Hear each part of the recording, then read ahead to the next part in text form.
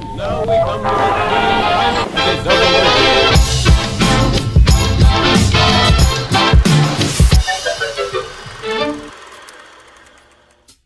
Gawa tayo ng chicken asado.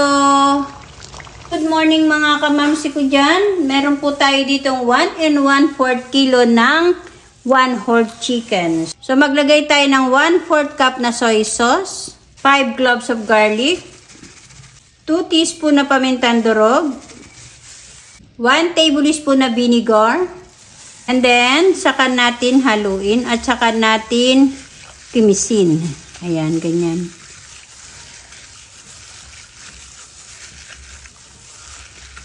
Okay na to mga kamamsi. Balikan lang po natin after 1 hour.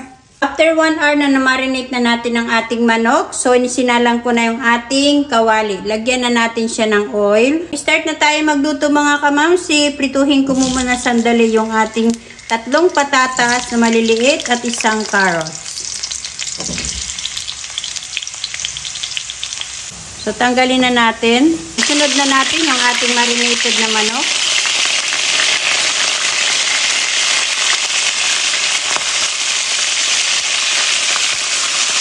Ipa-fry ko lang po ito mga kamamsi. Medyo lang.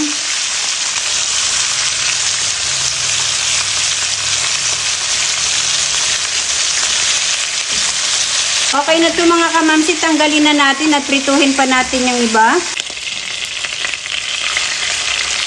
Then, huwag nyo itatapon yung pinagmarinitan ninyo. So, tanggalin na natin. So, ready na tayo magluto ng ibang ingredients.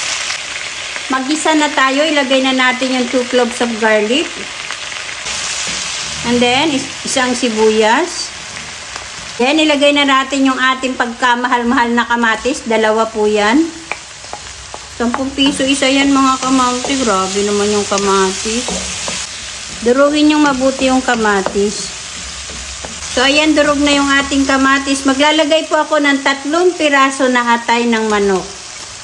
Durugin po natin yan mga kamamsi kasi ito pong magsisilbi natin na pampalapot sa ating lulutuin. Then, maglalagay din po ako ng oyster sauce. Yun po yung maliit na sachet. Almost 1/8 cup.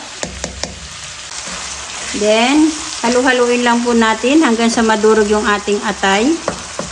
Gagamit ako ng 70 grams na tomato paste. Then, haluin lang natin.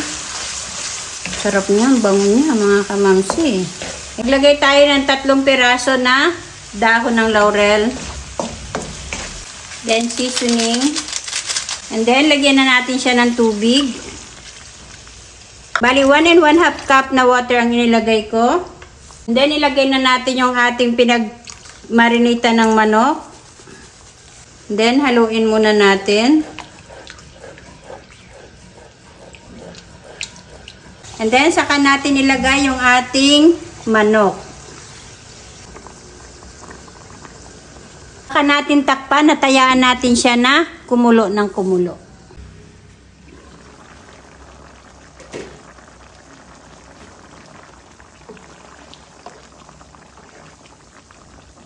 Dahan-dahan lang po yung paghahalo para hindi po madurog yung inyong niluluto na manok.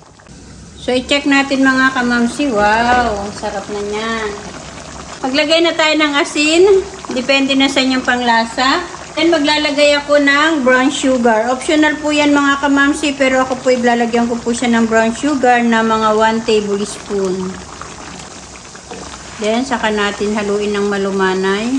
Ilalagay na natin yung pinirito natin na patatas at carrots. Depende na po sa inyo kung gusto nyo lagyan ng patatas o carrots, kung gaano karami. Yan po yung available ko sa ref. Then, naglagay po ako ng espada. 3 peraso po yan. Wala po kasi akong bell pepper eh. Then, saka na natin ulit takpan. Hayaan natin na medyo lumapot ng konti. So, i-check na natin mga kamamsi if malambot na yung ating patatas. So, okay na yan. Malambot na yung ating patatas. Ayan, o. So, okay na to mga kamamsi. Luto ng ating chicken asado. Yan ang sinasabi mga kamamsi na sauce pa lang ay ulam na. Sarap. I-try niya mga kamamsi. Tamang-tama ito na pang-ulam at panghanda sa darating na okasyon. Kain po tayo mga kamamsi. Wow!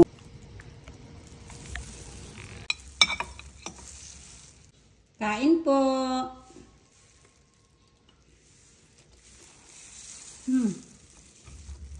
Ang sarap niya mga kamamsi, try nyo. Tamang-tama ito na pang-ulam natin, panghandaan, panghapunan, o whatever ba. Kain po mga kamamsi.